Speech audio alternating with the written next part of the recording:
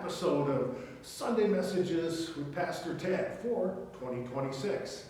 My name is Ted Moeller. I'm pastor at Good Shepherd Lutheran Church, Vancouver, Washington, and this is the sermon for Sunday, January 11th, 2026, the baptism of Jesus. And we begin in the name of the Father, and of the Son, and of the Holy Spirit. Amen. The Old Testament lesson for this day comes from the book of the prophet Isaiah, chapter 42, verses 1 to 9. The Lord God commissions his servant, a prophet, to go forth and change things. Here is my servant, whom I uphold, my chosen one, in whom my soul delights. I put my spirit upon him, and he will put forth justice to the nations. He will not cry out or lift up his voice or make it heard on the street. A bruised reed he will not break. A dimly burning wick he will not quench. But he will faithfully bring forth justice. He will not grow faint or be crushed until he has established justice on the earth, and the coastlands wait for his teaching.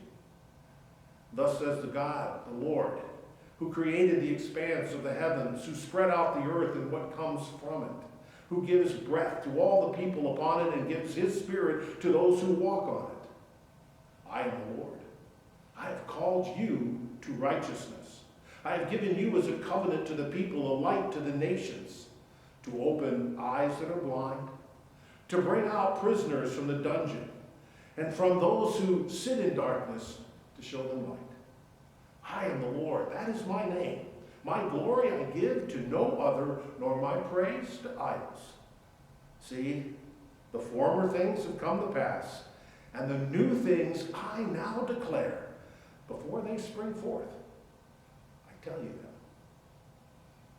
Here is the lesson. The gospel for this day comes from Matthew chapter 3, verses 13 to 17, and fittedly for the Sunday, the baptism of Jesus, details the baptism of Jesus. Matthew records.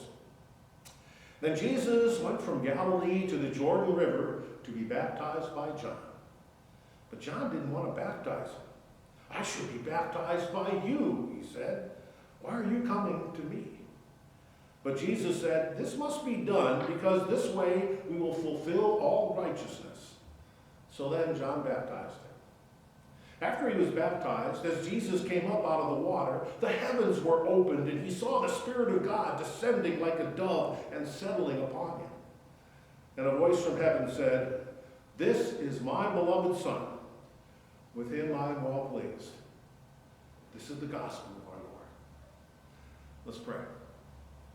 Come, Lord Jesus, be our guest, and let these words be yours and blessed.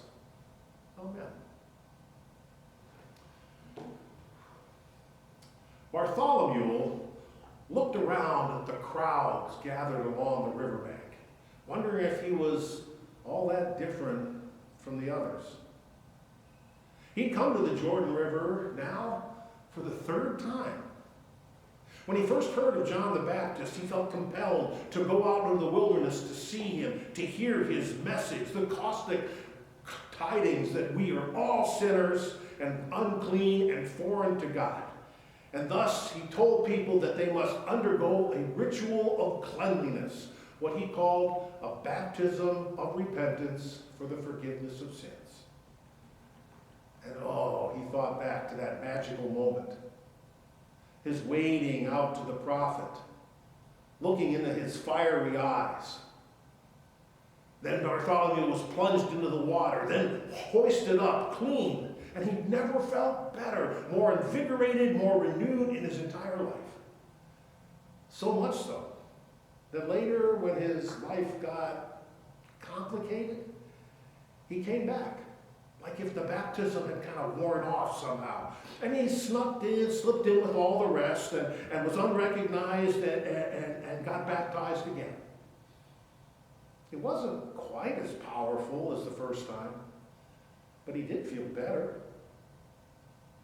Only now he was here again, hesitating, wondering if it was right. And that's when the strangest thing happened. As if a later movie would describe it, there was a disturbance in the force. The crowd along the bank parts as one man comes down and enters the river. He seems, when he approaches, to throw John the Baptist off his game. He looks bewildered. It almost seemed to like baptize himself. But they have this hushed conversation. And eventually, John baptizes the man, hugs him, and then looks heavenward. Bartholomew does too. So does everyone else. They see the clouds part. A visible, like glowing aura, holiness settles upon that man like a dove. And then he hears it. A voice from heaven. The words reverberating in his soul. And it becomes clear to him at that moment that baptism is more than whatever it is John does. It's more than the cleansing of sin, more than that feel-good aftermath. The baptism is the Holy Spirit staking a claim on that person's life. And then, like, everything stops. John the Baptist just stands there in the middle of the river. No one in the crowd moves an inch. Even the stream ceases to flow. As this man, God's beloved Son, makes his way out of the waters and up the bank. When he draws near to Bartholomew, he pauses and looks at him and says, "One day you will follow me." And Bartholomew knows without a doubt in his heart that he most certainly will. For John, the baptism of Jesus had to be different than every other baptism he'd ever done. The Holy Spirit takes over, taking it out of his hands and places it entirely in the hands of God. The heavens open, dove descends, voice cries out, and Jesus' unique identity is made manifest for all to see and hear. Far different, you had to believe, from the way that same day started. Just another gathering on the river. John's baptizing people, crowds that are there, washing them up, getting them ready for the Messiah. He had transformed this out of an ordinary Jewish ritual, usually reserved for heinous and repentant sinners and those brand new converts to Judaism, and announces that this is now something that everyone has to do in preparation. The Messiah is coming, he preaches, someday, someplace, soon. And people from all around are filled with expectation and excitement. Eventually, they had to ask him, "Are you the Messiah?" No, he tells them, "Not me. I didn't say he was here. I said he was coming. I'm not even worthy to untie his sandals. I'll wash you up, but he will burn you up with fire," in a purifying way, of course. You see, there's a big difference between talking about God and receiving God in your heart. Expecting the Messiah to come someday and coming face to face with him every day. Now, that was his goal. But you know, like all things with sinful humanity, when eventually what had begun as a radical reawakening of society had become just the latest religious fad. And I picture John there, waist deep in the middle of the river, wondering what had happened. Torn between his sense of calling and the intensity of his message, and now seeming to just be part of a religious routine. Next! And another one wades up to him in the water. He's dipped into the water. He's lifted up out of the water. Next! Wade, dip, lift. Next! Wade, dip, lift. Next! Wade, dip, lift. Next! Until, gasp! Now, Matthew doesn't tell us how John recognized Jesus. All those cool heaven-sent validation signs came afterwards. But at once, he sees him for who he is. That the Messiah had come. I should be baptized by you. To which Jesus replied, "No, John, let's do it my way. to fulfill all righteousness. And that's when God takes over. Dove, spirit, voice, heavens ripped open. This is my son whom I love. With him I am well pleased. Did John see that coming? He probably did. At least he should have. He'd been waiting all his life for God to take over. Which meant, well, as John would later say, he must increase, I must decrease. I bring all this up because this past February, I met with a woman who asked if I did baptisms. She'd been baptized, I think she said 14 times already, but not in a Lutheran way yet. I kind of told her that, baptism once is enough. And I used all those cool analogies of citizenship, of marriage, of adoption, but she wasn't buying any of it. No, it just makes me feel so good. But I had the sense that even if it did, it didn't change her. Not one bit. And it should. Baptism is not about that magical moment at the font or the river or any place you come by, but how you embrace all those other moments still in your life. The significant and the mundane, the dull and the exciting, the pleasant and the threatening. It's not the splash of water, but rather a current that lifts you up and will carry you the rest of your days. Baptism is the miracle that sets a new course for your life. And sure, it's done with transparent water, but it should leave an indelible mark on who you are. I love how Isaiah puts it in that first Old Testament lesson I read, that the Lord God, the creator of the universe, puts his spirit upon his servant to equip him to see and work for the benefit of those in need in God's place. Thus says the Lord, who created the expanse of heavens, who spread out the earth and all that comes from it, who gives breath to all people who walk on it. I am the Lord. I have called you to righteousness.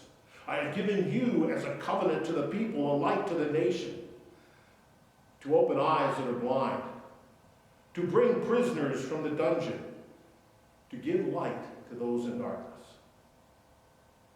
In the book of Acts, individuals, sometimes even households, are baptized and then filled with the Spirit, never to be the same again.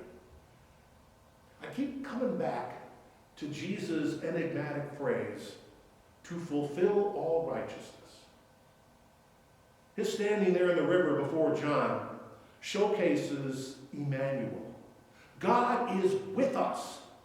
Although he didn't need to do this, he shares that moment of coming clean with all of us. And then he heads right out into the wilderness to face temptation just as we all do every day. Solidarity. He is with us.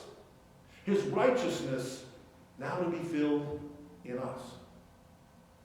Now, if you don't feel that working in you, changing how you see and do everything, putting yourself as God's own chosen instrument, it doesn't mean you need to get baptized again.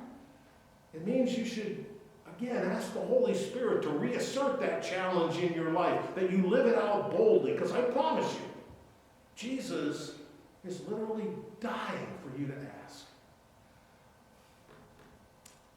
This past week was a very special one for Patty and me. Eden above the sea.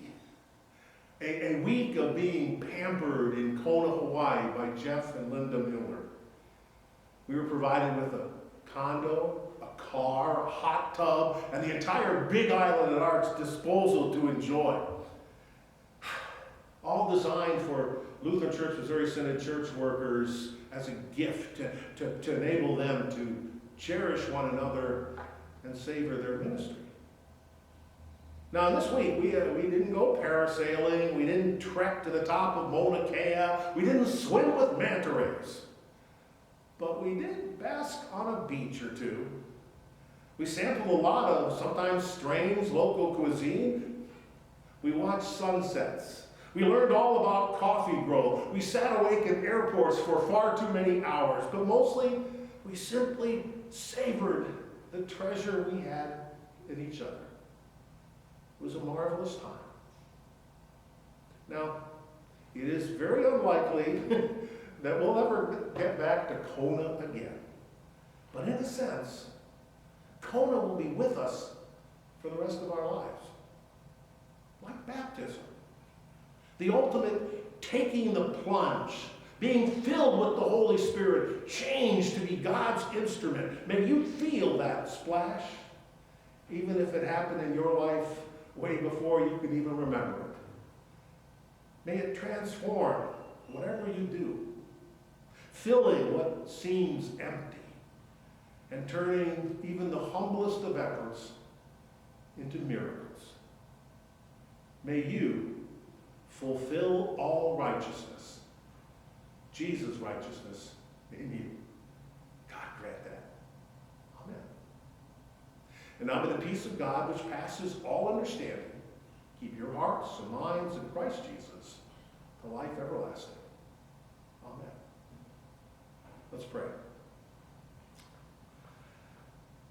As rushing currents and flowing glaciers carve deep canyons, O Lord, guide your church in harnessing the power of all the baptized to live and serve under the cross of Christ with his kind of love. As the waters of the Jordan wash the sinless ones, so may we strive to follow Jesus' righteousness even when we need to trust in his forgiveness all our days.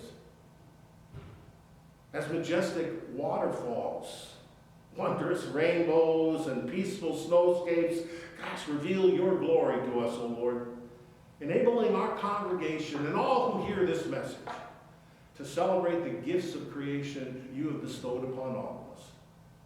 And may we, O Lord, splashing in the grace of your love, joyfully playing and endeavoring to live in your kingdom. Bless us. In Jesus we pray. Amen. Now may the Lord bless you and keep you. The Lord make his face shine upon you and be gracious unto you. The Lord look upon you with favor and give you peace. Amen.